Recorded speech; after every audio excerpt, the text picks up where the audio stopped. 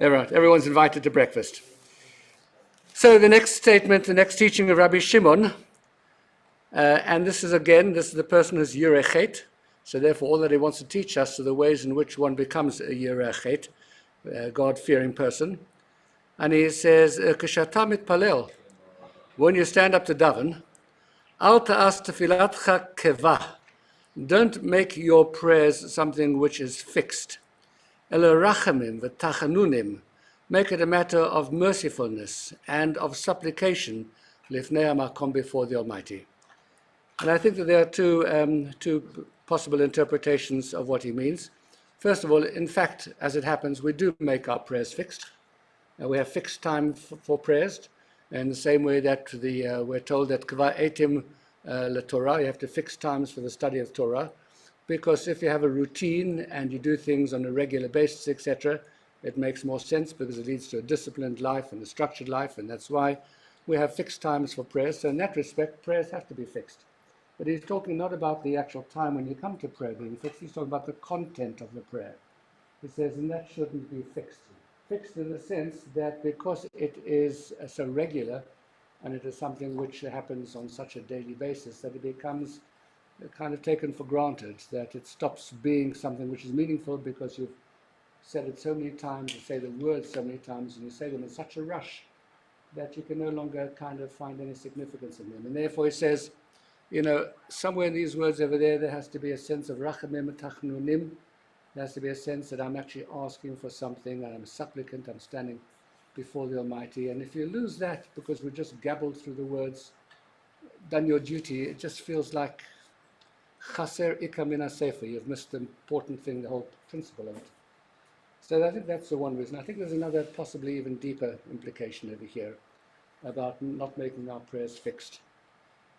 We stand up and we pray for all kinds of things, for refuah, for parnasah, for teshuvah, for closeness to God, and then we go on to ask for all of the things that we want for the nation, to kabeh shofar gadol, etc. And you say this on a daily basis, and it's almost like there's an expectation. Look, I'm a frum Jew, I stand up every day. How many millions of Jews are there in the world who don't daven every day? And I'm standing up here 3 times a day, I'm davening. Surely the Almighty has an obligation to hear me. Isn't there some kind of responsibility? Isn't there some kind of quid pro quo? If I'm doing what you asked me to do, aren't you obligated in some way or another to respond to me? He says Rabbi Shimon, you're making a terrible mistake. You can't bargain with God. It's not the sort of thing where you can say, you owe me. Just because I've said the words doesn't mean to say that he's obligated to fulfill them. There's no obligation on God's side. Instead, you have to stand before the Almighty every single day.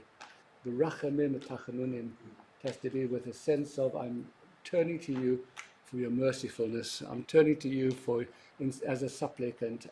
You owe me nothing.